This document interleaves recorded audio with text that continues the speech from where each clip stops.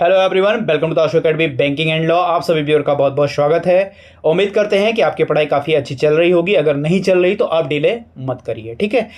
Video के series में ये आपका जो है सिलेबस ऑफ रीजनिंग यानी रीजनिंग के सिलेबस का ये वीडियो है, क्योंकि रीजनिंग में कौन कौन से टॉपिक से आपके प्रश्न पूछे जाने हैं यहाँ पर आपको मैं दिखाऊंगा एक स्लाइड के माध्यम से कि इन टॉपिक से आपसे प्रश्न पूछे जाएंगे। टोटल क्वेश्चन कितने आएंगे वो भी मैं आपको बताऊंगा अभी आगे, ठीक है। तो चलिए इस वीडियो को शुरू करते हैं। शुरू करने से पहले एक चीज़ और जान लीजिए, इसका नोटिफिकेशन आउट हो गया है।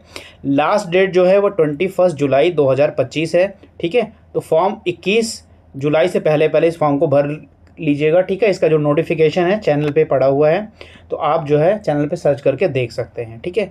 तो चलिए शुरू करते हैं वीडियो को लाइक कर दीजिएगा, शेयर कर दीजिएगा और चैनल को सब्सक्राइब जरूर कर लीजिएगा, ठीक है। जो न्यू लोग हैं इस वीडियो को देख रहे हैं वो ज़रूर इस चैनल को सब्सक्राइब जरूर कर लीजिएगा। तो ये आपका सिलेबस है जो IBPS SO law officer scale 1 का, ठीक है, पेपर देने जा रहे हैं उनके लिए ये सिलेबस है। जो प्री का सिलेबस है यही है, हम कल के वीडियो में भी डिस्कस किए थे। तो यहाँ पर हमने इंग्लिश के लैंग्वेज का जो सिलेबस है वो हमने अपलोड कर दिया है वीडियो इसका, तो आप लोग वहाँ पर जाकर देख सकते हैं। जिनको इसकी PDF चाहिए सिलेबस की वो कमेंट बॉक्स में कमेंट कर देंगे, ठीक है, या व्हाट्सएप कर देंगे हमको, ठीक है। व्हाट्सएप कर देंगे, नंबर जो है डिस्क्रिप्शन बॉक्स में दिया गया है, तो उनको जो है इसका सिलेबस का PDF मिल जाएगा। आज हम बात करेंगे रीजनिंग के बारे में। रीजनिंग का क्या क्या टॉपिक होगा, ठीक है, क्या क्या चीज़ें आपके रीजनिंग के सेक्शन में पूछा जाना है, ठीक है। तो यहाँ पर रीजनिंग में टोटल आपके 50 क्वेश्चन पूछे जाएंगे। 50 मार्क्स के होंगे। एक क्वेश्चन 1 मार्क्स का होगा, 1 क्वेश्चन 1 मार्क के होंगे, ठीक है। मीडियम जो होगा हिंदी और इंग्लिश दोनों मीडियम में होगा। और यहाँ पर जो सेपरेट टाइम आपका दिया जाएगा वो 40 मिनट दिया जाएगा। यानी इसका मतलब है कि जब इंग्लिश के बाद ये वाला ओपन होगा, आपका रीजनिंग का सेक्शन ओपन होगा, तो ये भी 40 मिनट आपका जो है चलेगा, ठीक है। उसके बाद जब ये क्लोज होगा 40 मिनट, तब फिर ये GA वाला सेक्शन ओपन होगा, ठीक है। इसके बारे में कल बात करेंगे, कौन कौन से टॉपिक आपके होंगे, टोटल 50 क्वेश्चन आएंगे, ठीक है। तो ये कल के लिए हम डिस्कस करेंगे। आज हम रीजनिंग के बारे में देखते हैं। तो ये है आपका सिलेबस ऑफ रीजनिंग, ठीक है। यहाँ पर कितने टॉपिक हैं सबसे पहले आप देख लीजिए। टोटल टॉपिक आपके जो हो रहे हैं वो टोटल टॉपिक हो रहे हैं 12, ठीक है। टोटल 12 टॉपिक आपके एग्ज़ाम में पूछे जाने हैं। ऐसा नहीं कि इनमें से सारे के सारे टॉपिक आपके एग्ज़ाम में आएंगे, ठीक है। तो यहाँ पर एक आपको अंडरस्टैंडिंग बनानी होगी कि जितने भी टॉपिक यहाँ पर दिए गए हैं इनमें से कुछ टॉपिक इंपॉर्टेंट है जो आपके एग्ज़ाम में आने हैं, तो वहाँ मैं स्टार लगा दूंगा कि ये आपके इसमें आने हैं। कुछ ऑप्शनल हैं कि उनकी जगह पर ये आ सकते हैं और या ये आ सकते हैं, ऐसा कुछ है। तो यहाँ पर सीरियल नंबर दिया है, ये टॉपिक के नेम दिए हैं जो आपके एग्ज़ाम में आने वाले हैं, और नंबर ऑफ़ क्वेश्चंस हैं कि कितने क्वेश्चन इस टॉपिक से आपके पूछे जाने हैं, ठीक है। तो देखिए जो पहले नंबर पर है वो है सिलॉग, ठीक है। सिलॉगिज्म है ये, और सिलॉगिज्म तो वैसे इंपॉर्टेंट है, इस पर हम डबल स्टार लगा रहे हैं, ठीक है। तो ये इंपॉर्टेंट है, सिलॉग तो आपके एग्ज़ाम में आता है, ठीक है। कभी ये 3 होते हैं और कभी 5 होते हैं, ठीक है। अभी नीचे जो है पिछली बार के एग्ज़ाम में जो भी पूछे गए थे, ठीक है, क्वेश्चन उनके टॉपिक दिए गए हैं जो पिछली बार पूछे गए थे, तो वो अभी आप लोग देख सकते हैं यहाँ पर। तो सिलॉग से प्रश्न रहेंगे, ये इंपॉर्टेंट है, सिलॉग आपके एग्ज़ाम में पूछा ही जाना है, ये इंपॉर्टेंट है। तो सिलॉग को ज़रूर प्रिपेयर करिएगा।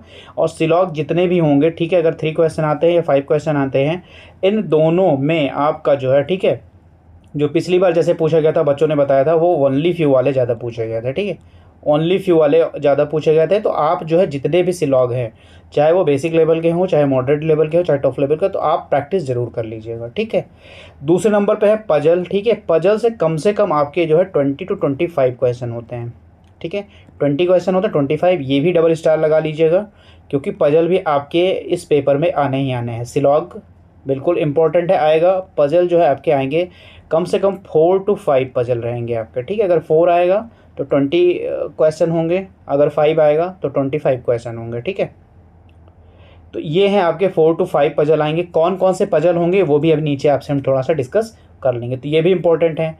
इनइक्वलिटीज़, कोडिंग इनइक्वलिटीज़, ठीक है, ये और ये कोडिंग डिकोडिंग, इनकी जगह ये ऑप्शनल है, या तो ये और या तो ये, एक दोनों में से कोई एक आ सकते हैं, दोनों भी आ सकते हैं, या दोनों में से कोई एक आ सकते हैं, जिनमें क्वेश्चन नंबर आपके 5 ही मिलते हैं, ठीक है।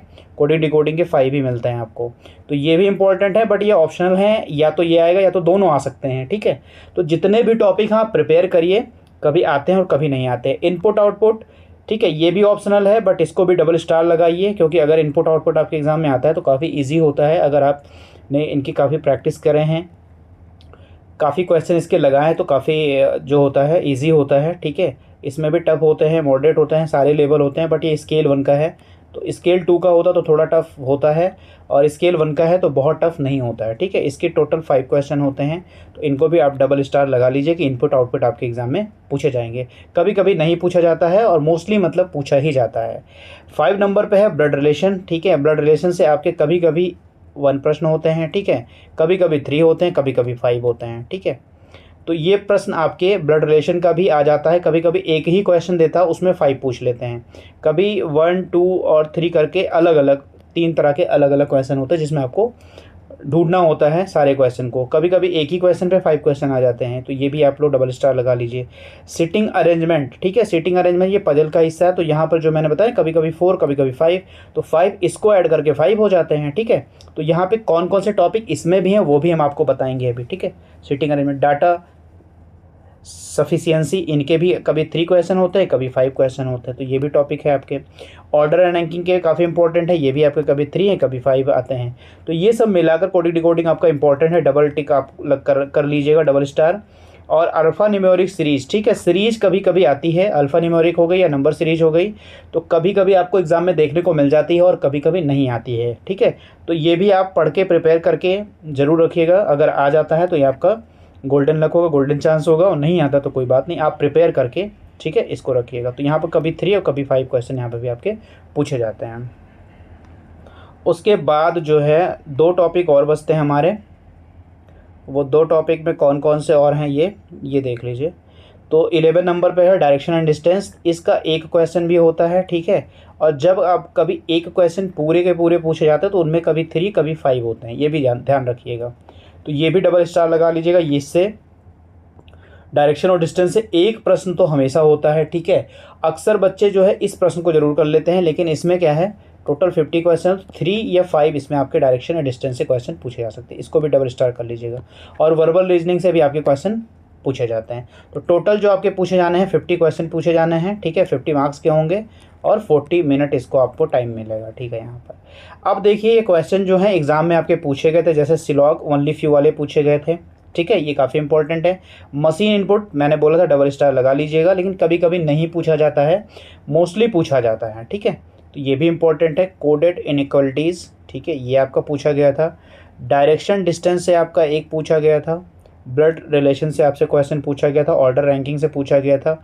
डेटा सफिशिएंसी से पूछा गया था। लॉजिकल रीजनिंग में अल्फ़ा न्यूमेरिक सीरीज से पूछा गया था। पजल में देखिए सिटिंग अरेंजमेंट आया था, ठीक है। टोटल 25 क्वेश्चन समझ लीजिए आए थे, 25 मार्क दिए हैं ना, तो 25 क्वेश्चन समझ लीजिए आपके पूछे गए थे। फ्लैट और फ्लोर से था, ठीक है। शेड्यूलिंग था, डे मंथ ईयर करके था। एक पजल ये हो गया, ठीक है। दूसरा पजल ये हो गया आपका।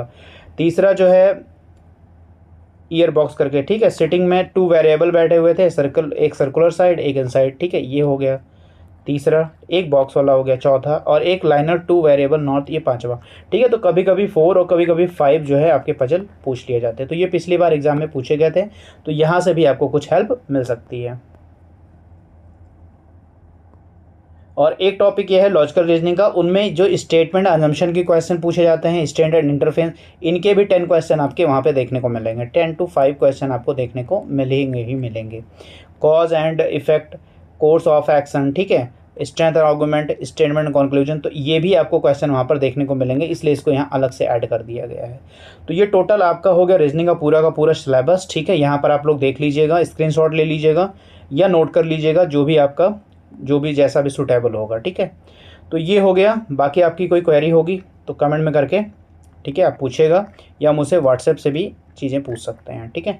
तो चलिए मिलता है नेक्स्ट वीडियो में। God bless you to all, thank you for watching.